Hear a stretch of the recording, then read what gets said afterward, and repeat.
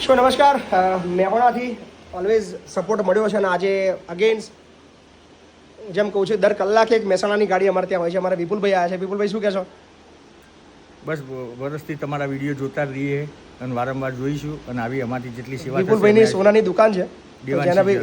જેના બી સોનું જોઈતું હોય પૈસા લઈને જજો. બરાબર.